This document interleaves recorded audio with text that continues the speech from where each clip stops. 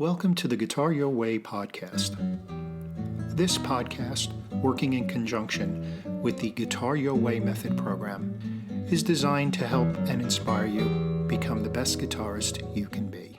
Our episode this month is a conversation with Geoff Ferdón, the president of XGuitars.com. Established in 2002 with just a few guitars, XGuitars has grown to be the premier retailer of Alhambra Guitars in the USA. XGuitars is a boutique that combines the accessibility of an online store with a friendly, personal connection to each client. All XGuitars instruments are maintained at pitch and stored properly in a climate-controlled environment. Every guitar sold is set up by Geoff personally and is shipped and received within just a few days. As a result, Geoff has a 5-star customer satisfaction rating of 95%. In speaking of the Alhambra brand, Geoff cites their continued commitment to excellence. This has led to several outstanding guitar designs, most notably their signature series instruments, which include the Linea Pro, the Model NT, and the Model C guitars.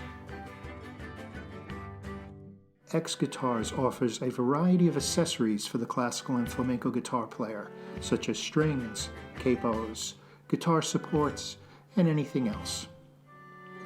Geoff is not just an entrepreneur, but he is also an outstanding musician, trained in both classical and flamenco guitar styles.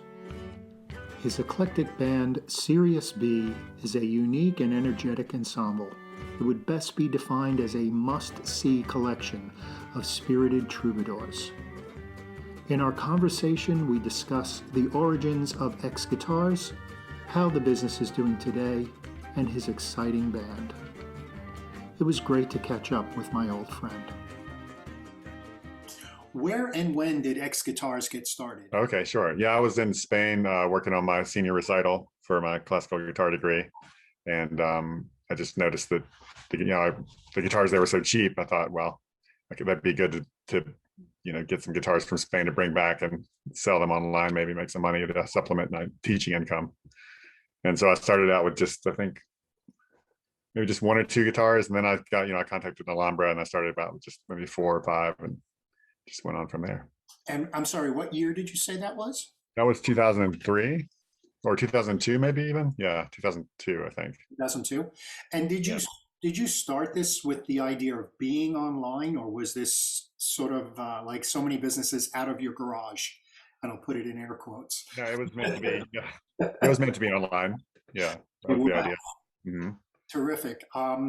Did you see anything that motivated you to move to an online product or online display of the product rather than a brick and mortar? I just didn't want to have to be tied to a store and all the the schedule and expense of that. I'd rather just be able to do it as I wanted and make my own schedule. How do you think COVID affected sales going in, the last 2 years? And where do you think we're going to be maybe 2 years from now? Well, COVID made people want to practice guitar, apparently, because people started buying maybe 2 or 3 times more guitars than normal. And that continued on through the peak of it. And then now it's still about double. And I think people have probably just gotten used to the way of ordering online more. So it seems like it's probably just going to kind of do one of these and then just keep going at about maybe double what it used to for people shopping online. I think the way most of us are wired, that is guitar players, isolation isn't really a big deal. For sure. We need it in some cases. Yeah, that's for sure. Yeah. Your sales, are they predominantly national sales, or do they encompass international as well? Not much international, a little bit of Canadian. Yeah, but there's a lot of duties and all that involved with international stuff. And as far as your go-to brands, obviously Alhambra is sort of the origin, if you will, of XGuitars. But what other brands, both in the classical and perhaps even out of the classical design? Well, these days I only do classical and flamenco. It's just, but yeah, I think Alhambra and Ramirez are both kind of tied for value and quality. How did you bridge the relationship with Alhambra Guitars? Oh, well, sure. Well, Originally, Alhambra and Alhambra Guitar Salon had an exclusive arrangement. And so I was getting the guitars directly from Spain. I didn't realize I was inadvertently bypassing the system, and no one really confront me about it until the president of Guitar Salon called me and said, "Hey, what the heck are you doing buying guitars on the gray market?" I was like, "Well, I don't even know what you're talking about." So then, but that relationship between Alhambra and them fell apart, and then they contacted me, since I was the only other person selling in the U.S. to run their U.S. distribution. So then I did that for 8 years, I guess, and they shipped me a container of 500 guitars and at a big warehouse, and we just tried to get dealers and ship guitars out all over the place. And then I got tired of just, again, not having my own schedule. I'm not being in charge of my own schedule, so I left that to just focus back on XGuitars. And in fact, that's where we met, through Philippe Méthode, this our incredible friend who's been passed away now for some time. But he put us in contact, and it was the most gracious act that any single person has done for me, was you calling and just saying, "Hey, Philippe tells me you're wonderful. How'd you like a guitar?"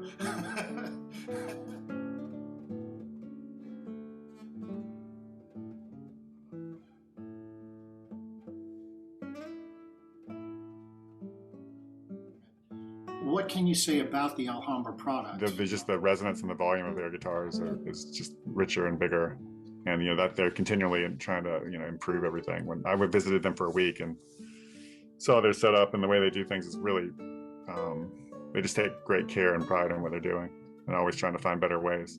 There's one model, the 10 Premier, which is just kind of an amazing guitar that kind of, I don't know what they've done with the bracing pattern, but it has this really big sound that kind of, actually their next model up is the Linear Professional, and it's almost comparable, and it's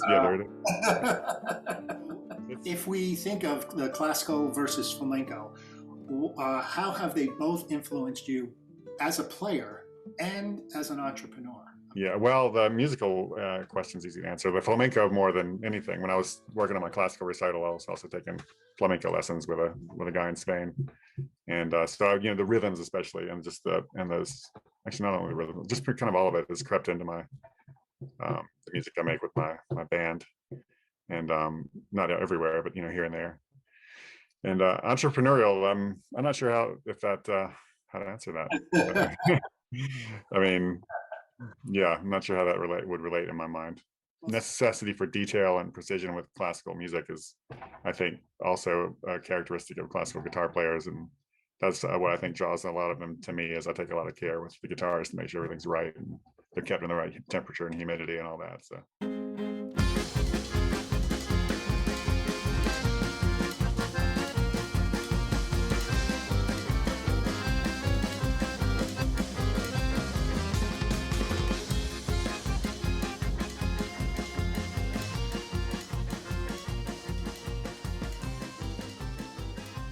The band, Sirius.B, can you give us a little bit of information, when it started, how it started?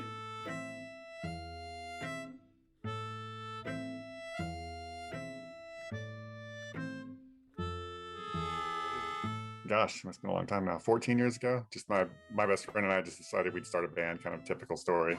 And then we met the guy who was playing drums for us, and before that we were called Black Eyed Norman and the Trofo Blasters.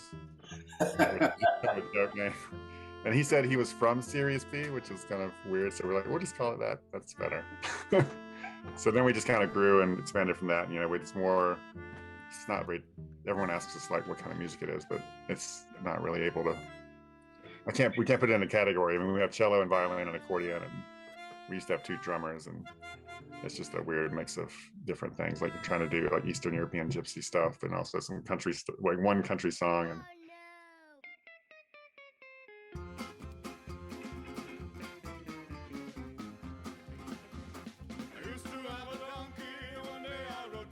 anything upcoming now that we're moving away from being in pandemic lockdown around the country? Yeah, we have our first show we had one show a year and a half ago. We have our second show in 3 years in a month, and then we're doing this North Charleston Arts Fest in May, which will be fun. There's a lot of, that's a really great festival with lots of cultural things and music and stuff. Thank you for your time. Yeah, thanks, Jerry. It's good seeing you. Always. Right. Bye. This podcast is made possible through the support of Alhambra Guitars, HoshinoUSA, and of course, all my students, past, present, and future. Additional sponsors include RC Strings and Fishman Electronics. Thank you for listening.